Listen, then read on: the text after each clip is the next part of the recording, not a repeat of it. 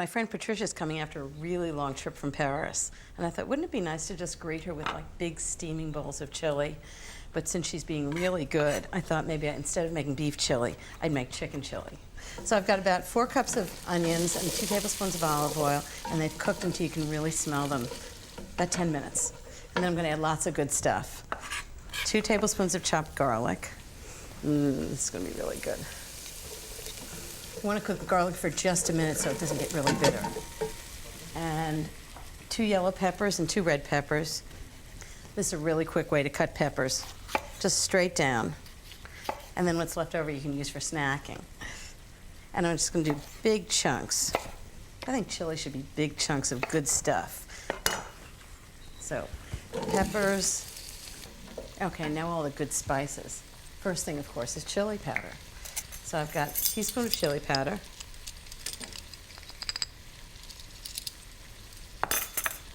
teaspoon of cumin, which is a really essential ingredient in all chilies. And then these are the things that make it hot. Red pepper, just sort of a pinch of it, maybe a 1/4 teaspoon, and then cayenne pepper, which is really hot. So use it at your own risk. I like when things have a lot of flavor and a little bit of heat, but if you like it really hot, just add more. So 2 teaspoons of salt. This is great. And I'm gonna cook that for about a minute while I get the tomatoes ready. I always make this with canned tomatoes. Life's too short to peel a tomato.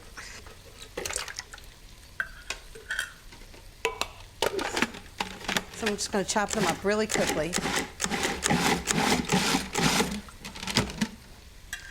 I'm gonna put in 2 28-ounce cans of tomatoes.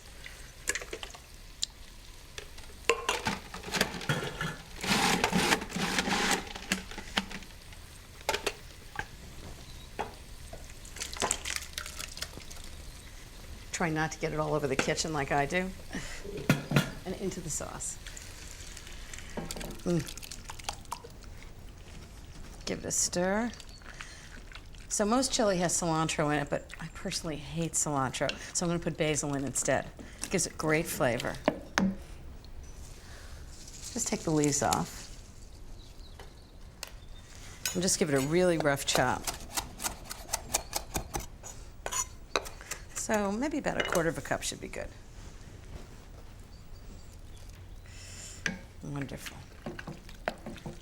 So it's gonna cook for about 30 minutes. So this is a chicken that I cooked on the bone with the skin on it, and it really keeps it moist. I just tested all different kinds of ways of doing this, and I found it's so much better roasting it than it is to boil it the way you normally do it for a chicken like this. Patricia's on a book tour for her new book, Provence, and I can't wait to see it. So just sort of tear off the bone with your hands. It's the best way to do it. So big chunks. I want it to be really delicious and chunky.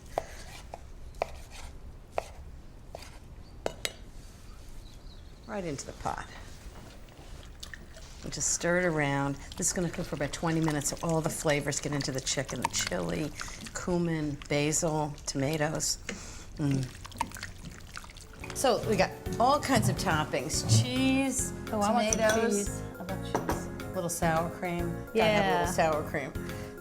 Oh, that's gorgeous. Some chips. Did you just create this like in the shower one morning or something? Well, you know, I always made beef chili, and I just thought, Right. wouldn't it be healthier if I made chicken chili? So I just put chicken in instead. Brilliant. Pasta Bolognese has to be one of the most popular Italian dishes, but sadly, it takes forever to make. Well, I've come up with a really easy version that you can actually make for a weeknight meal. I'll show you how to make it. So first, I've got 2 tablespoons of oil that I've heated in a pan, and 1 pound of ground sirloin. Just gonna put it right in the pan.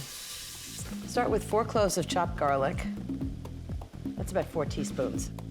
And then oregano, which is sort of a classic, but I'm adding a lot, a tablespoon. Just like that. I always use dry oregano because I think fresh is too strong, but I grind it between my hands to release the oils. And a little bit of hot pepper. I use about a 1/4 teaspoon, but as much as you like. Okay, next is wine. I use a really dry Chianti. and it's gonna bring great flavor to this. And then I'm doing something else at the end with a little bit of wine. Right at the end, I throw a little bit of red wine into the bolognese before I serve it. And there's something about that wine that gives an incredible flavor. But right now, just 1 cup. Okay, next, tomatoes. Can't have bolognese without tomatoes. I use 1 28-ounce can of crushed tomatoes. And if you can get San Marzano tomatoes, it's a kind of tomato, not a brand.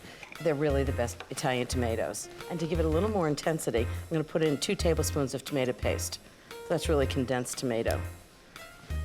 Lots of salt and pepper, 1 tablespoon of salt. And then 1½ teaspoons of pepper. And this is gonna cook for about 10 minutes. Bring it to a boil, let it simmer away on top of the stove, and let all those flavors cook together. I'm gonna add a few more things to the bolognese sauce. 1/4 teaspoon of nutmeg. It's an unusual spice, but it really goes well with tomatoes. 1/4 cup of fresh chopped basil. Right into the pasta. I'm gonna add a little bit of cream, just 1/4 cup of cream, just to give it a little richness. I never knew anything that cream hurt. And 1/4 cup of red wine. This is where I add it at the end. And it just gives it a little edge. If you're worried about not cooking off all the alcohol, you certainly don't have to add it. You can really smell all the spices and the wine. This is just gonna simmer away for about 8 to 10 minutes. In the meantime, I'm gonna get the fresh Parmesan ready.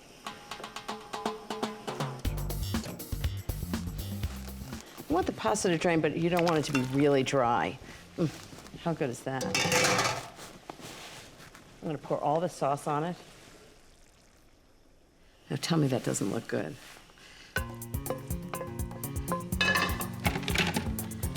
1/4 cup of Parmesan cheese on top, or as much as you like. I'm gonna put a little basil on top. I'd love to know what the ingredients are. Fresh basil's got a nice sort of like spicy quality to it, so that's gonna be fantastic.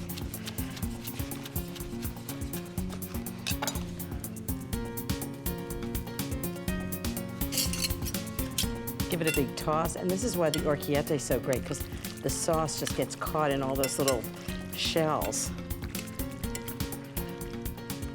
I think I need a big bowl.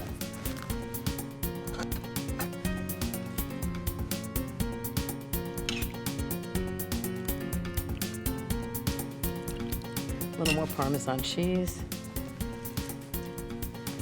Big spoon. And I'd say, buon appetito. Ooh, this looks good. For the past 20 years that I've been writing recipes, I've probably written more than 1,000 recipes. And I have to say there are a couple of recipes I go back to over and over and over again, and red wine-braised short ribs is definitely one of them. It's so delicious, and it's great for a party because you can make it ahead. And it starts with short ribs. So I have 5 pounds of really meaty short ribs, and instead of searing them in a pan, which I find so annoying, where you have to keep turning them and get oil spattered all over you, what I'm gonna do is I'll put them on a sheet pan, and I'm gonna brush them with oil, sprinkle them with 1½ tablespoons of salt. It's a lot of salt, I know, but it's a lot of short ribs too. I actually serve this with blue cheese grits or a big puddle of mashed potatoes. I don't think anybody's been disappointed. 1½ teaspoons of pepper. I want this really well seasoned. Into the oven, 425 degrees for 20 minutes, and it'll be nice and browned and delicious.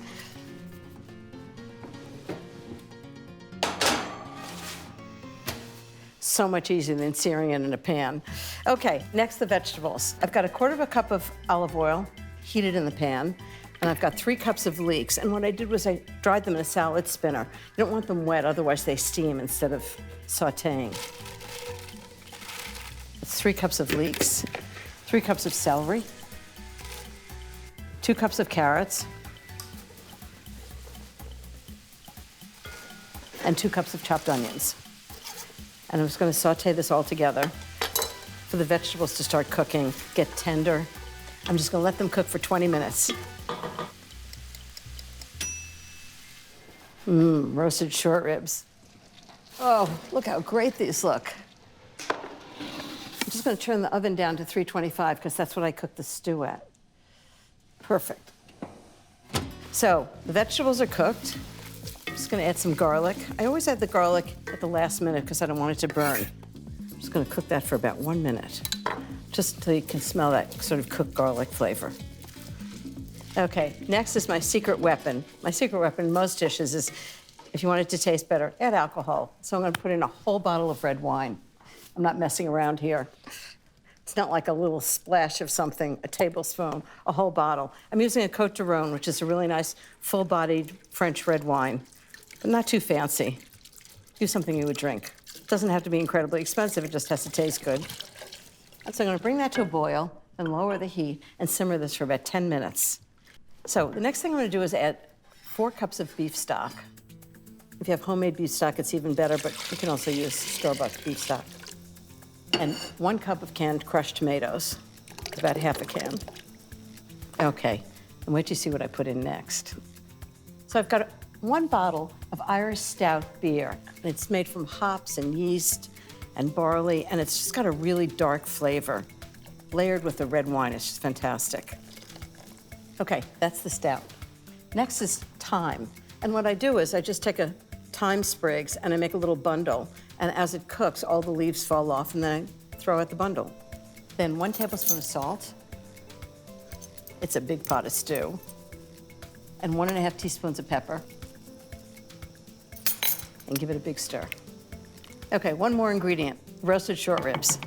So I'm gonna take this whole pan and just put the short ribs right in. And I'm gonna put all the juices from the pan in. I've actually started making classic American beef stew like this. Short ribs are just so good. They're so much more interesting than the classic chuck. They have more flavor, they're sort of richer. They make a great sauce. Okay, those are the short ribs. I'm just gonna bring this to a boil, cover it, and then I'll talk you through the next steps. First, I'll put the stew in the oven at 325 degrees for 1 hour. Next, I'll remove the lid and cook it for another hour until the meat is really tender. When the time's up, I'll take it out. Remove the short ribs with a slotted spoon and put them on a plate. Discard the thyme bundle and simmer the sauce on top of the stove for 20 minutes. So we're almost there. I'll skim off some of the fat from the top, return the ribs to the pot, and cook them for 5 minutes just for them to heat up. So all I have left to do now is serve some up. Let me show you how gorgeous this is. They have short ribs, but also sauce and vegetables. And the sauce is thick and rich and absolutely amazing. Now you can see why this is one of my favorites. Big chunk of bread. How gorgeous is that? Oh, this just smells amazing.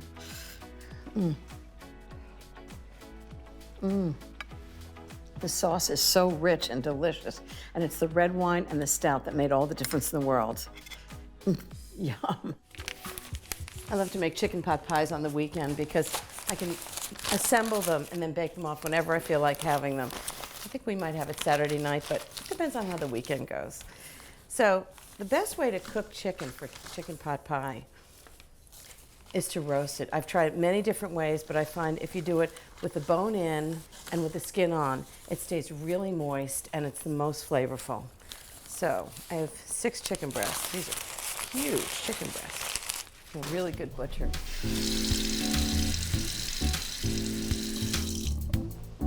Just rub it with good olive oil. Just rub the top of the skin. Keeps it moist.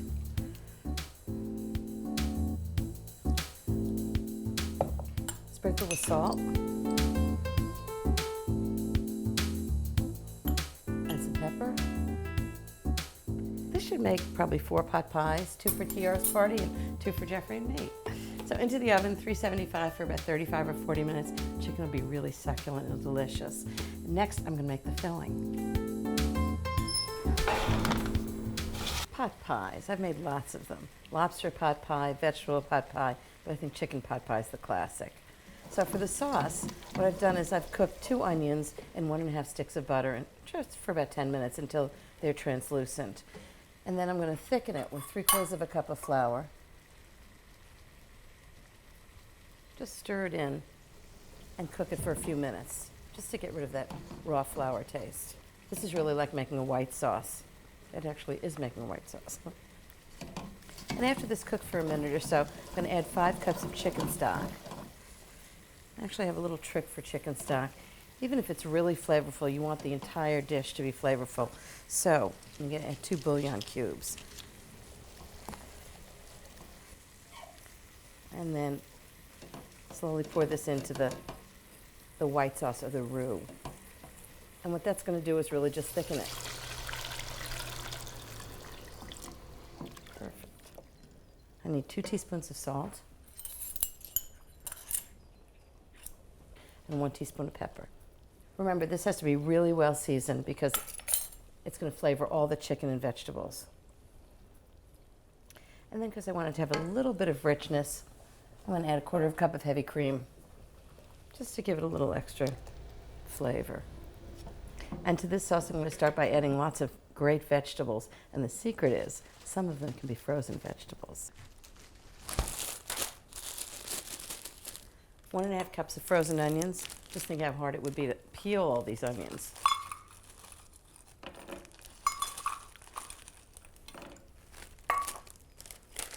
Ten ounces of frozen peas. Not those tiny little peas. You want good, big-sized peas.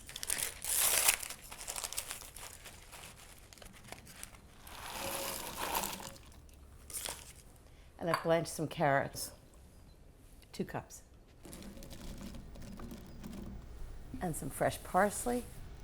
And the last thing is chicken. So 5 cups of cubed chicken that have been roasted on the bone with the skin on to keep them really nice and succulent.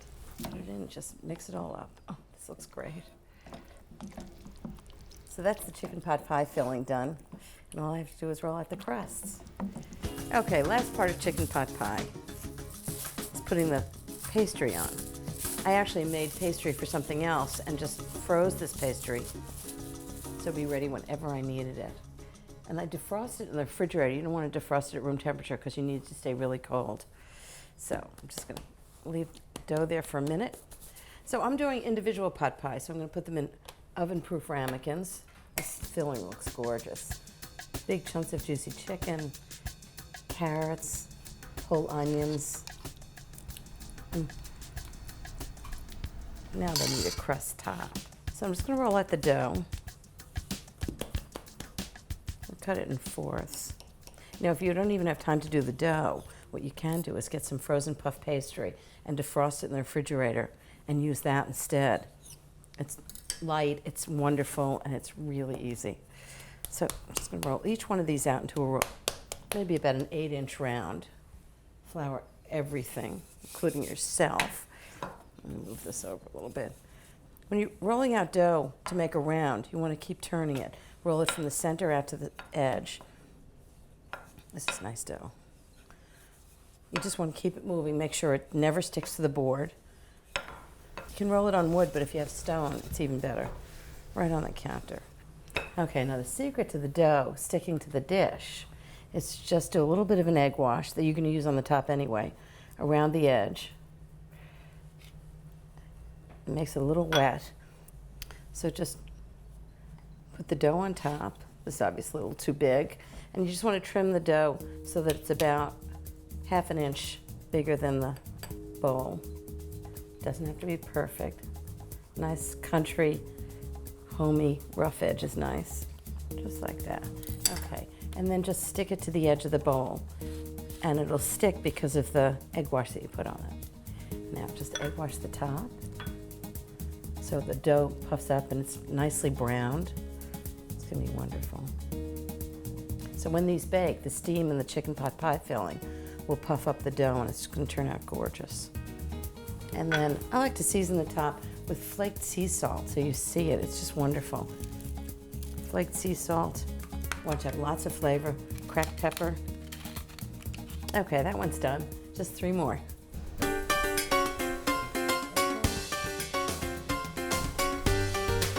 I don't even bother crimping it, just press it right down.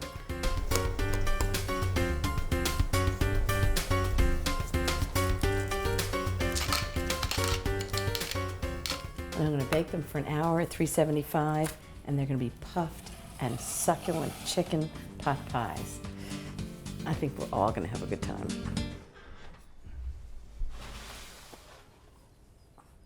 Wow, those actually look like chicken pot pies. Sometimes I even surprise myself. So the first thing I'm going to make is beef bourguignon, which is really just beef stew with red wine. And I'm going to serve it with a salad with a creamy mustard vinaigrette and maybe a Kir Royale, which is champagne with a little bit of Kir in it. Sounds good. For the beef bourguignon, what I have here is about a half a pound of bacon. I cooked it in a tablespoon of oil. I'm going to take it out, which leaves some of the fat in the pan, and then I'm going to cook the beef and the vegetables and the wine, a little cognac. It's going to be really good together. You know, I think Americans think of French food as this sort of fancy pinkies up kind of thing, and I love the really traditional recipes that are real country food.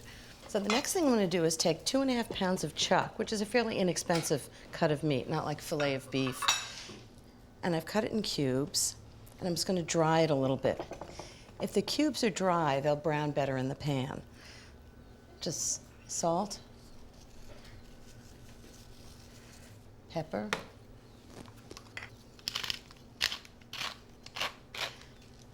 and then I'm going to brown them in the pan.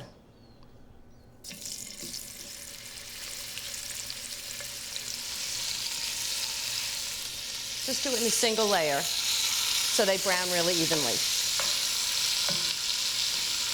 Oh, this looks great. So the meat's all nice and brown, and it really brings out the flavor. So I'm going to take this and take it out of the pan onto the plate with the bacon and just put it all together. You want to save all the juices, and it's all going to go back in the pan later.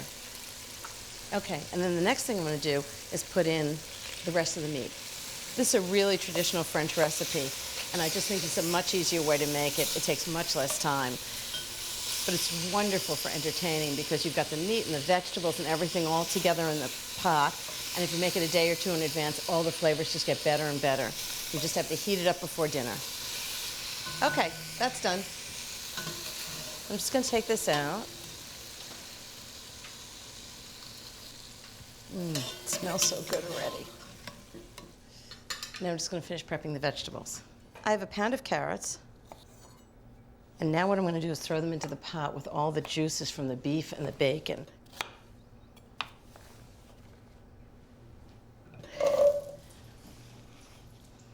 And cook them for about 10 or 15 minutes until they're just tender. And I'm going to add 2 large yellow onions and a tablespoon of salt and 2 teaspoons of freshly ground pepper. It seems like a lot, but it's a big stew. I'm just going to saute this for about 15 minutes until the vegetables are just tender and the onions are nicely browned. This is so great. So the next thing I'm going to do for the beef bourguignon is put in chopped garlic, about 2 cloves. Very often recipes call for onions and garlic to go in together, but I think the garlic really burns very quickly. So I tend to do the onions for about 10 or 15 minutes, and then the garlic for only the last minute. And then you get all the flavor of the garlic and no burning. So 2 cloves of garlic, right in with the carrots and the onions. I'm just going to stir that a minute while I go get the cognac. So I need a half a cup of cognac. I'm going to pour it into the pot. And now comes the fun part. I'm going to flame it. Stand back. Whew. What the flame does is it burns off all the alcohol but leaves that gorgeous flavor of cognac. Okay, and then I'm going to put all the meat and the bacon and all those gorgeous juices right back in.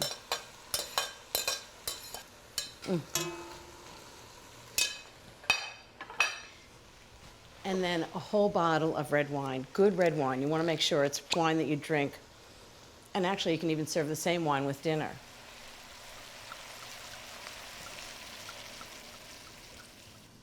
I did say a whole bottle. And then I'm going to add a little bit of beef broth. Just want enough so that it covers, almost covers the meat, but not quite. And don't spend days making beef broth. A can of it is just fine. Tablespoon of tomato paste. I actually get it in a tube, so it's really easy to keep stored in the refrigerator. Okay. Keep it nice and fresh with the top on. And the last thing here is fresh herbs, fresh thyme.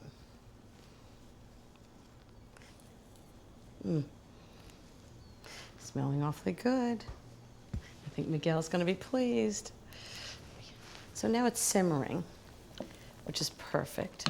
Now this is the other novel thing about this recipe. Instead of cooking it on top of the stove, as most beef bourguignon is, and I'm endlessly fiddling, turning up the heat, turning down the heat, I discovered that if I cooked it at 250 degrees in the oven for an hour and 15 minutes, instead of like 2.5 hours as they usually are, it comes out perfectly done. So into the oven, an hour and 15 minutes at 250 degrees, and we're gonna have beef bourguignon. Beef bourguignon should be a really thick and delicious stew, and the traditional French one has lots of mushrooms in it. So I'll show you what I do with the mushrooms. You really don't wanna wash them because there's something about them, they just absorb all that water and they just get sort of watery. So what I'm gonna do is just brush them off with a towel or paper towel, anything like that. And then I'm going to slice them up and saute them in a little butter. And if they're really big, I'll take the stems out, but it's not usually necessary.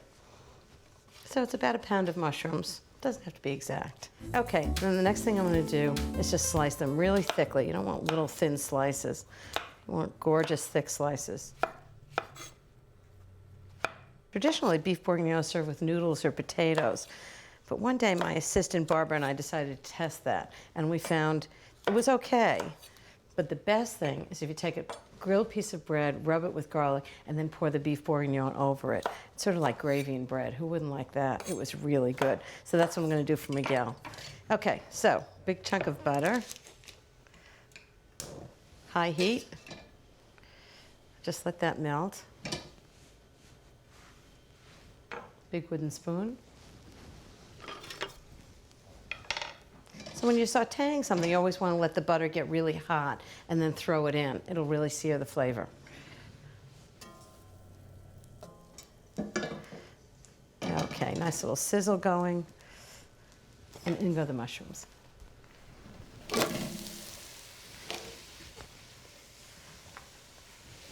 I'm just going to saute those for about 10 minutes until they're really meaty and delicious and tender.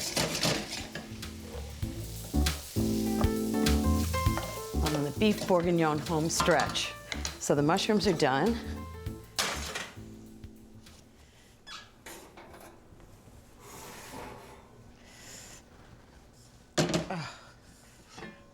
Woo.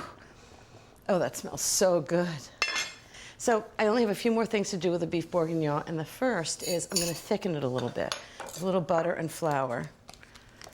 2 tablespoons of butter. 3 tablespoons of flour.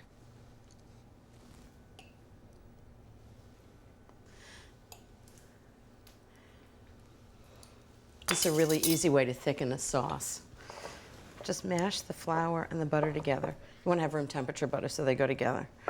It just takes a second, but it's really worth doing right. Okay. Okay, that looks like it's done. Just until it's all mashed together. I'm just going to put it in and cook it just a bit. It's just going to...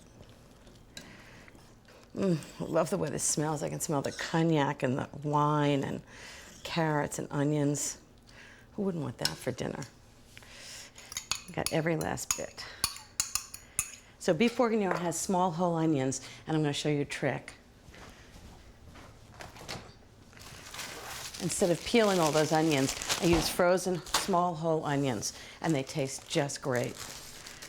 When it comes to big onions, I don't mind peeling and chopping them, but when they're really small, I like the frozen ones. And you just dump them in. Mix it up.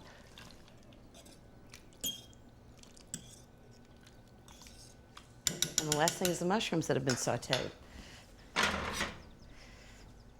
Okay, right in.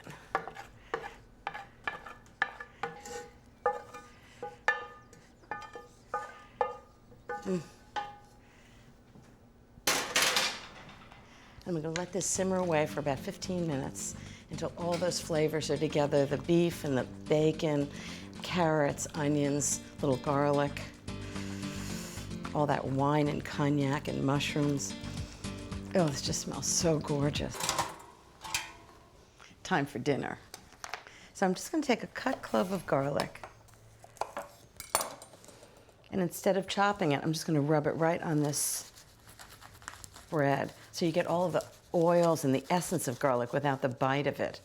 And each plate's gonna have one big chunk of country bread and lots of beef bourguignon. Okay. A little bit of chopped parsley on the top is always nice. So just run your knife along the stems and you cut off the leaves. How's that? Here, oh, cheese, and got everything. Great. A little wine. For the wine. Oh, I love some wine. I just want to smell this. Even if from here I smell it. Does it smell great? It's actually the same wine that I used in the beef bourguignon, so it'll go together. Perfect. It's a perfect entrée into France. To your bon voyage. Santé.